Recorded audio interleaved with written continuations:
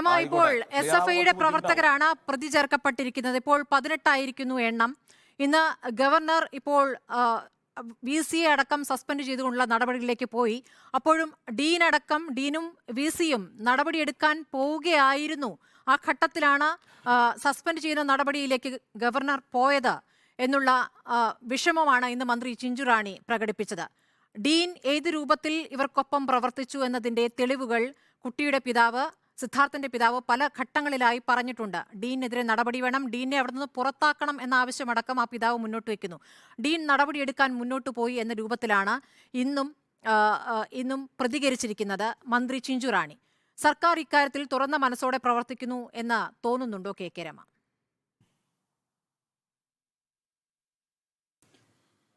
സ്മൃതി, വളരെ ദാരുണമായ അങ്ങേയറ്റം മൃഗീയമായ ഒരു സംഭവമാണ് പൂക്കോട് വെറ്റിനറി കോളേജിൽ ഉണ്ടായിരിക്കുന്നത്.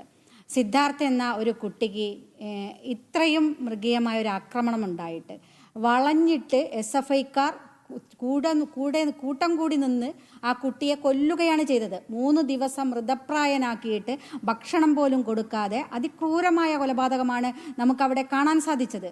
എന്നിട്ട് അവിടുത്തെ അതിനെ സംബന്ധിച്ച് നമ്മുടെ ഭരിക്കുന്ന ആളുകൾ, മന്ത്രിമാരുൾപ്പെടെ പറയുന്നത് കേൾക്കുമ്പോൾ വല്ലാതെ രോക്ഷമുണ്ടാവുകയാണ്, വല്ലാതെ പ്രയാസപ്പെടുകയാണ്.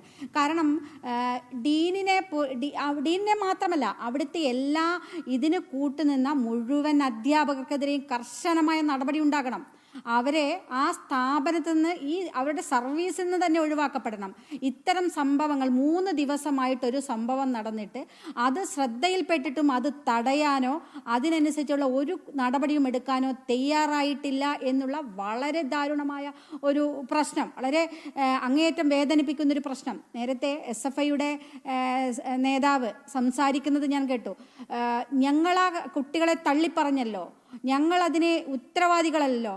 അവരെ പറയുന്നത് ഈ തോന്നിവാസം ഇപ്പോഴും പറയുന്നതുണ്ടല്ലോ. നമ്മളൊക്കെ ഇത്തരത്തിലൊരു SFI പോലുള്ള പ്രസ്ഥാനത്ത് നിന്ന് വളർന്ന് അതിൻ്റെ കൂടെ നിന്ന് പ്രവർത്തിച്ച് വന്ന ആളുകളാണ്. ഞങ്ങളുടെയൊന്നും കാലഘട്ടത്തിൽ ഇങ്ങനെ ഉണ്ടായിരുന്നില്ല. അല്ലെങ്കിൽ ഞങ്ങളെ പോലുള്ള ആളുകൾ ഇപ്പം ലജ്ജ തോന്നുകയാണ്. SFI എന്ന് പറയുന്ന ഈ പ്രസ്ഥാനത്തിനെ ഓർത്ത് ലജ്ജിക്കുകയാണ്. കാരണം ആ കുട്ടി 3 ദിവസം ഈ സംഘടന അവിടെ ഉണ്ടായിരുന്നല്ലോ, 3 ദിവസം ക്രൂരമായി വട്ടമിട്ടിരുന്ന് ആ കുട്ടിയെ ആക്രമിക്കുക. ആൾക്കൂട്ടമല്ല, SFI വിചാരണ നടത്തിയില്ലേ? എന്നിട്ട് ഈ 3 ദിവസം നിങ്ങൾ ഇപ്പോഴാണോ നടപടിയെടുക്കുന്നത്? എന്തേ ആദ്യത്തെ ദിവസം നിങ്ങൾക്ക് പ്രതികരിക്കാൻ സാധിച്ചില്ല? അത് പറ്റില്ല, അങ്ങനെ ഒരു കുട്ടിയെ ആക്രമിക്കരുത്, തടയരുത് എന്ന് പറയാൻ എന്തുകൊണ്ട് സാധിക്കാതെ പോയത്? ഇപ്പോൾ നടപടിയെടുക്കുന്നു, ഇപ്പോൾ ഞങ്ങൾ ഇതിനെ തള്ളിപ്പറയുന്നു എന്ന് പറയുന്നത് ആ കുട്ടികൾ അതിനെ നമുക്ക് വിശേഷിപ്പിക്കാൻ മറ്റു വാക്കുകളൊന്നുമില്ല സ്മൃതി. കാരണം ആ ഒരു ധാർഷ്ട്യമുണ്ടല്ലോ ഇപ്പോഴും. ഇതാണ് ഈ പ്രസ്ഥാനത്തിനെ ഇപ്പോഴും ഇങ്ങനെ മുന്നോട്ട് കൊണ്ടുപോയിരിക്കുന്നത്.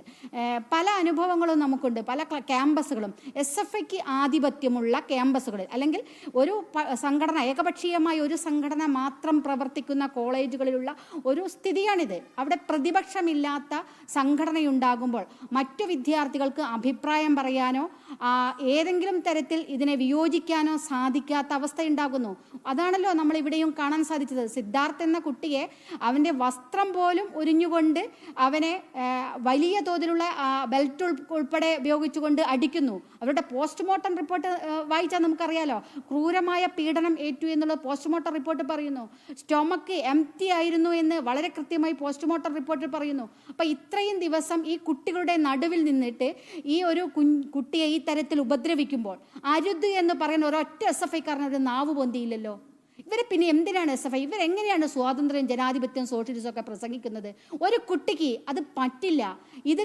ഇങ്ങനെ ഒരു കുട്ടികളെ, നമ്മുടെ സഹപാഠിയാണ്, നമ്മുടെ ഒപ്പമുള്ള ആളാണ്. അവൻ എന്ത് തെറ്റ് ചെയ്താലും, ഇനി അവൻ തെറ്റ് ഉണ്ടെങ്കിൽ ആ തെറ്റിന് അതിൻ്റെതായ ശിക്ഷ കോളേജ് അധികാരികളും മറ്റു പോലീസ് ഉദ്യോഗസ്ഥന്മാരും ചെയ്യുമല്ലോ. അങ്ങനെയാണെങ്കിൽ അത് ചെയ്യാൻ ഇവർക്കെന്ത് അവകാശം? ആര് തിരുത്തുമെന്നാണ് കെ രമ പ്രതീക്ഷിക്കുന്നത്? അവിടുത്തെ യൂണിറ്റ് സെക്രട്ടറി അടക്കമുള്ള SFIയുടെ പ്രധാനപ്പെട്ട നേതാക്കൾ തന്നെയാണ് ഈ ആക്രമണത്തിന് കൂട്ടുനിന്നിട്ടുള്ളത്, അല്ലെങ്കിൽ അവരൊരുമിച്ചാണ് ഈ കുട്ടിയെ മർദ്ദിച്ചിട്ടുള്ളത്. പിന്നെ ആര് തിരുത്തുമെന്നാണ്? പുറത്തുനിന്ന് SFIയുടെ സംസ്ഥാന നേതൃത്വം വന്ന് തിരുത്തുമെന്നാണോ? അവരിപ്പോഴാണ് അറിയുന്നതെന്നും അറിഞ്ഞപ്പോൾ അപലപിച്ചെന്നും തള്ളിപ്പറഞ്ഞുമെന്നുള്ള വാദമാണ് ഇപ്പോൾ ഹസൻ മുബാറക് പറയുന്നത്.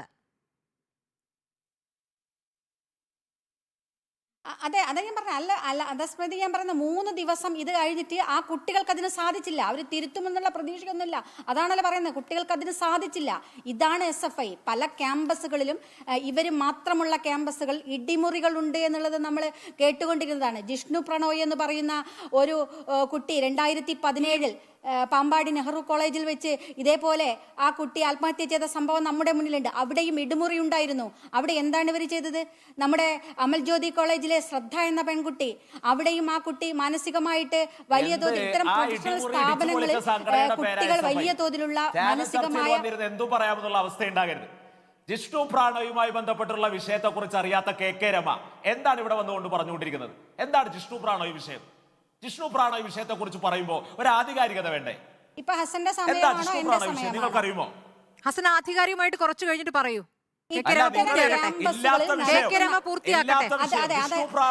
SFIയും ചേർത്ത് പിടിക്കുന്നത് ജിഷ്ണു പ്രണോയുടെ വിഷയം അവിടെ നിൽക്കട്ടെ, അവർ പറയട്ടെ.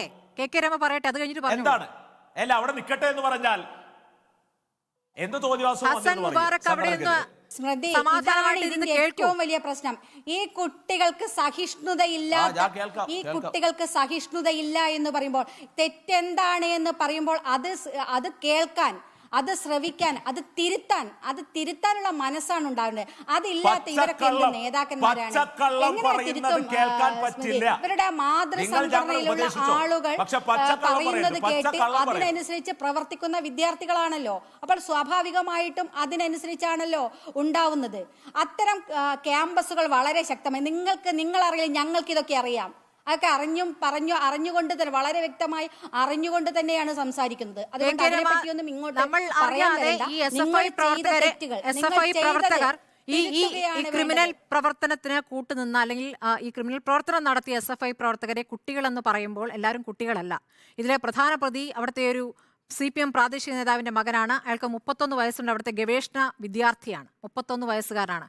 അപ്പോൾ ഇരുത്തം വന്ന ഒരാൾ കൂടിയുണ്ട് ഈ ആക്രമണത്തിൽ ഭാഗമായി, പ്രധാന പ്രതി.